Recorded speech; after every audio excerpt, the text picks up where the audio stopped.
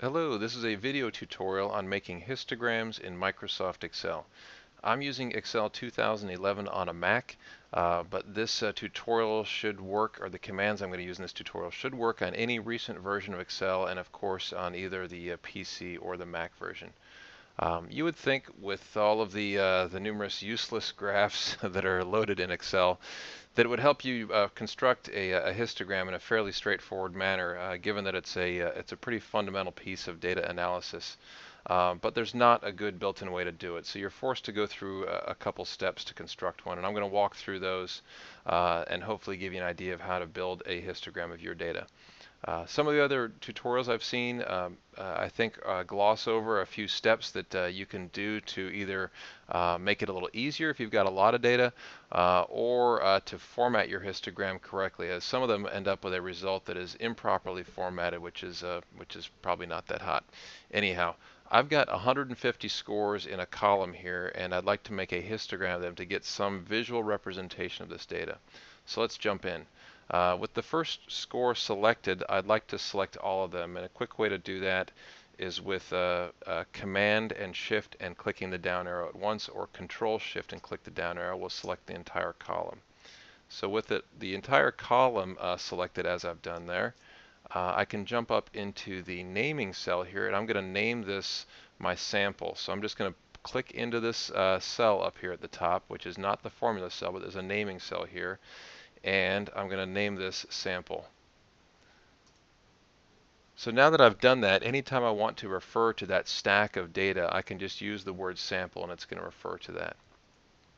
A couple of things you'll need to think about when you set up your histogram are how many bins you want and what are the ranges of those bins going to be. So I'm going to use a couple of the built-in formulas here just to kind of walk through that decision making. So the first one is I can count, and I can count the number of things that are in the sample by doing that. And I already knew the answer, it was 150, but I'm just demoing a couple of the formula here. So that one's count. So the next one would be how many bins do I want to have in my histogram? There's a couple of rules of thumb, and one of the easier ones is just to take the square root of the number of things you have. And again, there are a few other competing rules of thumb, and of course trial and error works pretty good too, but this will give us a good starting point, I think. So about 12 bins is going to work out pretty well, I think. Oops, sorry about that. The magic mouse has a mind of its own. And then we need to figure out the maximum and minimum values for this histogram. So again, using a couple of the built-ins, there is a max formula of the sample and a min formula. And again, I'm just typing in the name of the thing I wanted to find the min value in, which again is our sample. And you can see as I've selected that, it highlights the name in color there, and it's highlighting the cells there, so it's looking at those cells. So it looks like my minimum value is the about a 30, and a max is about a 94 with about 12 bins. What's a decent bin size? Well, if I take the range of things here, which is the max minus the min, so this minus that in parentheses, and then divide by the number of bins, it should give me an idea of how wide to make my bins, which will help me construct this. So between 30 and 95, a width of about 12 bins. That's a good rule of thumb. That'll work. So let's set that up. So I want to start with a number that's below my minimum value here, just to help set this up and make it work properly, and I'll show you why here in just a minute. And let's try incrementing by 5. And I need to get up to at least scoop up the 94.8 there, so I need to go up to at least 95. So if I get the first two values in, select them, and then grab the grab handler, which is the little square on the bottom, with the right mouse button and drag it, you can see it's building this series of numbers down, and I'd like to go up to at least 95 right there. Let go and ask it to fill the series in, and I should get everything up to 95, which is good. All right. The next thing I'd like to do is count the number of things that are in these different divisions or these different bins. So if again, I'm just going to label this to make this a little more intuitive here. This is the score. Okay. And the way to do that, again, if it's only a few data points, I can do this manually, but that gets pretty tedious pretty quick. There's another built-in formula that helps out in this construction, and that is the frequency formula. And I'm going to enter it here in the first block and then talk about it for a second. Frequency, let's just click on it. Okay. Um, the frequency formula is an array formula, which means it likes to post its results into multiple cells at one time. So I'm going to set it up here just in the top cell first, and then I'll show you how to set it up and post into all of the cells here. So the array data, or the data array, is the sample. That's the things that I want to plot, or here at least the things I want to count. And then the bin data is what I just set up here. So I could label this as well, or I can just drag here and grab the data for the bins. And close parentheses. I've already got one in there. So this is not going to do exactly what I want, because right now it's just in this upper cell. And what I want to do is put the frequency formula into all these cells at one time, because it is in an array formula. So the way to do that here is, after I've got it in the top cell, is just to select all the cells where I want it, jump back into the frequency, or I'm sorry, the function builder bar up here, or the function input bar, and hit, and this is important, you get it all at once. Either on the Mac it's Command Shift and Enter, or Control Shift and Enter on the PC. And that is going to enter it into all of the cells at once. Again, it's an array formula, so it's posting its result into multiple cells at once as an array.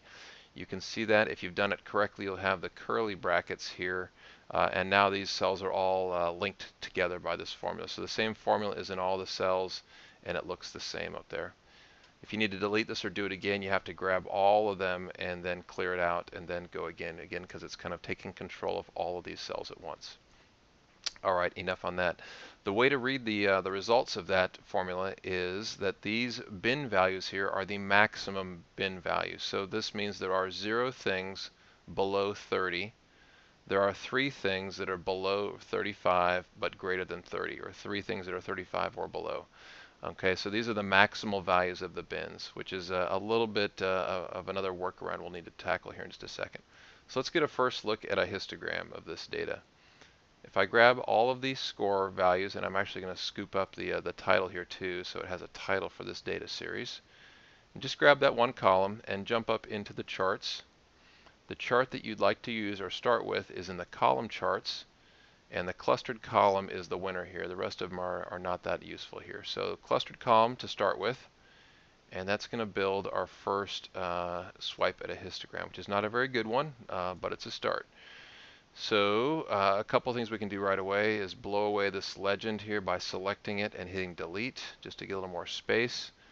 And you can see here I've got my scores plotted out. It looks like I've got a good number of bins here. I'm getting some definition here. It's not real flat and lumpy at the bottom. It's not real big and blocky because I have too few. So this is a good number, but I need to make a few corrections. Obviously the horizontal axis is out to lunch here. This has nothing to do with my data, so I need to fix that. Let's do it. If you come into the graph from off of the graph and right click in any of the blank area inside of the plot area here. So if I right click in there, you'll get an option to select data. So let's do that. And you can see I've only got one series right now here, just the scores on there, which is fine. If you didn't scoop up the name, it's just going to say series 1. And what I'd like to do is add some x-axis labels. So by clicking this this box over here, I can this is a selection box, so I can click that and then click into my bins. And on this one, I do not want to select the label up here at the top. I just want to select the labels themselves, or the bins themselves. That didn't take. Let's try it again. Okay, so I've got from 30 down to 95 selected. If I hit return and OK this, you can see that I'm getting better here, but this is still not a properly formatted histogram. Why is that? This is because the maximum value here is now in between the tick marks here, and this is not there are not 35 or 3 35s in here. This 35 should be over here on the tick mark. So this is 3 things between 30 and 35. So I need to fix that. There's not an easy way to do that in Excel. It would be nice to be able to shift these over on the horizontal axis, but we just can't do that. So The way to do that is to make our own labels. So we're going to build our own here, and I'm just going to call them labels, and I'm going to spell it right, or spell it correctly. How's that? And if I start in the second one down here, and just ignore the first block here for a second, I'm going to use another formula called concatenate. And all concatenate does is it takes a couple pieces of text and mashes them together.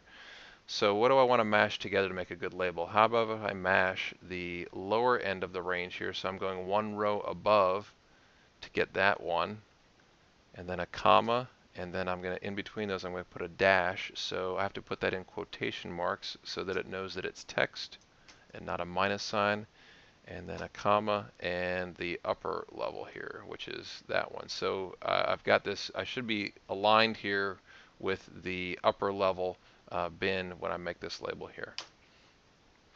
So this is good. I've got three things between 30 and 35, so that label is appropriate.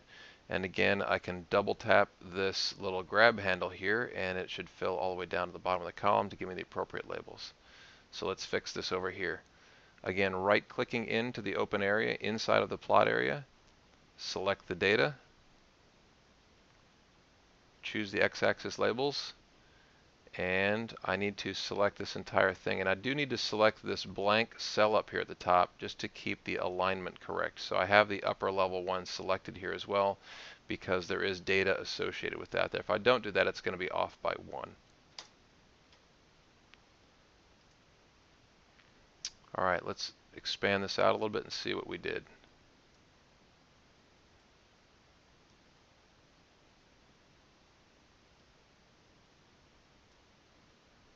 All right, so that's getting a little bit better. Let's do a little cross check here. We do have three things between 30 and 35, so I did it right there with the labeling. And now, just to make this, again, a proper graph, I need to put a couple of labels on the axes. If you don't have this, this chart layout button here in 2011, you can right-click on these axes, and there should be an option in there to label them as well. But they've added this nice little trick, so let's use it. Axis labels, horizontal is scores, or score, it would be appropriate. And on the vertical axis, again, over here, vertical axis, rotated, sounds fine. This is frequency. And I did spell it right, good. All right, so now we've got a properly formatted histogram, almost. What else needs to be done? Well, a proper histogram should not have spaces between the bars. The bars should fill up the whole thing here, so we can do that. Again, if we come from anywhere off of the graph and right-click on any of the bars, they'll all highlight, and you'll see this Format Data Series option. Select that, and you'll see the first thing that comes up here is this gap width, which is 150. And if you blow that away and put it down to a 0 and OK it, you're going to get a better looking result. Now the only thing you've got is these faded columns here. So again, if you've got the chart selected here in 2011, you can kind of back up on the chart styles here and pick something else other than these goofy looking faded colors to make it look a little more solid. Okay, that's fine. We won't mess with it too much. And so there is a properly formatted histogram. You may not like the color choice. We can do a couple other things there, but that's fine.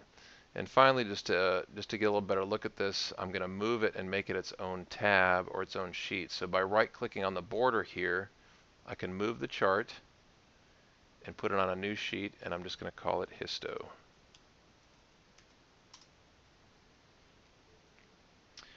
All right. From here, you can cut and paste or take a picture of that, whatever you need to do to fill in on the rest of your reporting, and you've got a properly formatted histogram. So again, the columns touch each other. The x-axis has a label on it, the y-axis has a label on it, and I've got ranges for these things rather than just having the maximum value in the center. So this is a properly formatted histogram.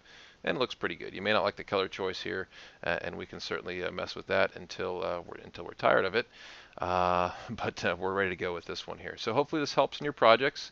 Again, histogram is one of the fundamental ways to present data and get a first look at what's going on with the data. And again, a decent histogram helps out with that quite a bit. So here's a way to build it, and good luck in your analysis.